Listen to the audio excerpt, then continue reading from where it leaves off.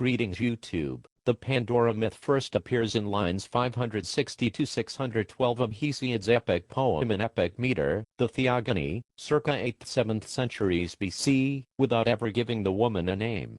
After humans have received the stolen gift of fire from Prometheus, an angry Zeus decides to give men a punishing gift, to compensate for the boon they had been given. He commands Hephaestus to mold from earth the first woman, a beautiful evil whose descendants would torment the race of men. After Hephaestus does so, Athena dressed her in a silvery gown, an embroidered veil, garlands and an ornate crown of gold. This woman goes unnamed in the Theogony, but is presumably Pandora, whose myth Hesiod revisited in Works and Days. When she first appears before gods and mortals, wonder seized them as they looked upon her. But she was sheer guile, not to be withstood by men. Hesiod elaborates, 592-93, Jules Joseph Lefebvre, Pandora, 1882. From her is the race of women and female kind, of her is the deadly race and tribe of women who live amongst mortal men to their great trouble, no helpmeets in hateful poverty, but only in wealth. Hesiod goes on to lament that men who try to avoid the evil of women by avoiding marriage will fare no better. 604-7, he reaches deadly old age without anyone to tend his years, and though he at least has no lack of livelihood while he lives, yet, when he is dead, his kinsfolk divide his possessions amongst them. Hesiod concedes that occasionally a man finds a good wife, but still, 609.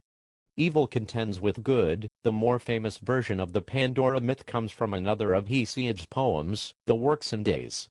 In this version of the myth, lines 60 to 105, Hesiod expands upon her origin, and moreover widens the scope of the misery she inflicts on mankind.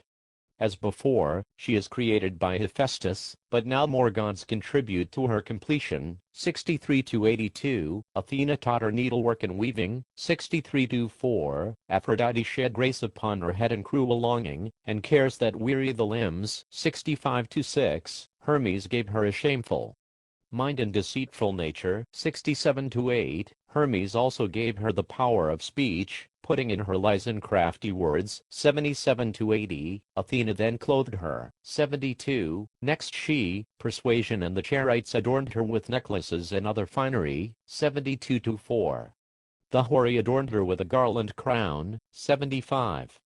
Finally, Hermes gives this woman a name, Pandora, all-gifted, because all the Olympians gave her a gift. 81. In this retelling of her story, Pandora's deceitful feminine nature becomes the least of mankind's worries. For she brings with her a jar containing burdensome toil and sickness, that brings death to men. 91-2, diseases, 102, and a myriad other pains. 100. Prometheus had, fearing further reprisals, warned his brother Epimetheus not to accept any gifts from Zeus. But Epimetheus did not listen. He accepted Pandora, who promptly scattered the contents of her jar. As a result, Hesiod tells us, the earth and sea are full of evils. 101. One item, however, did not escape the jar. 96-9, hope. Only hope was left within her unbreakable house. She remained under the lip of the jar, and did not fly away.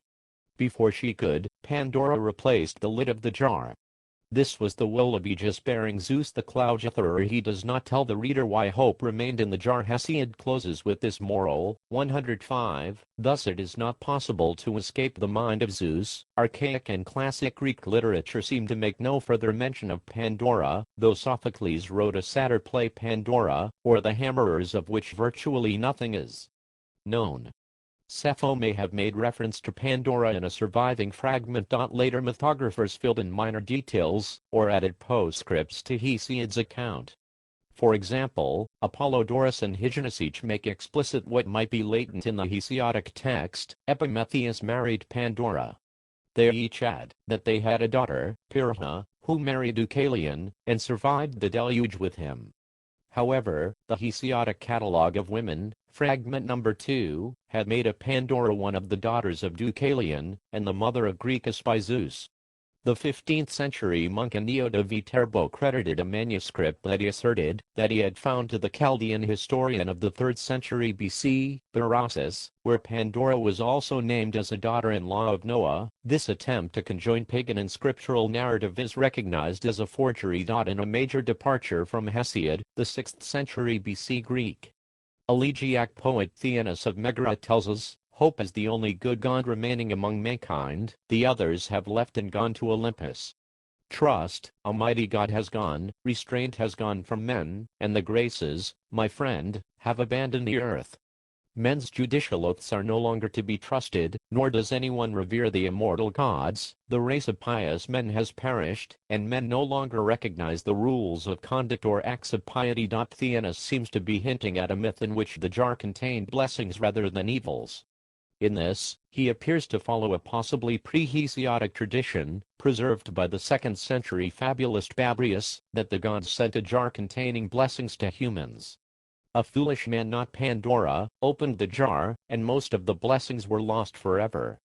Only hope remained, to promise each of us the good things that fled. An independent Pandora tradition, that does not square with any of the literary sources, is the tradition in the visual repertory of Attic red figure vase painters, which sometimes supplements, sometimes ignores, the written testimony. In these representations the upper part of Pandora is visible rising from the earth, a chthonic goddess like Gaia herself. Sometimes, but not always, she is labeled Pandora.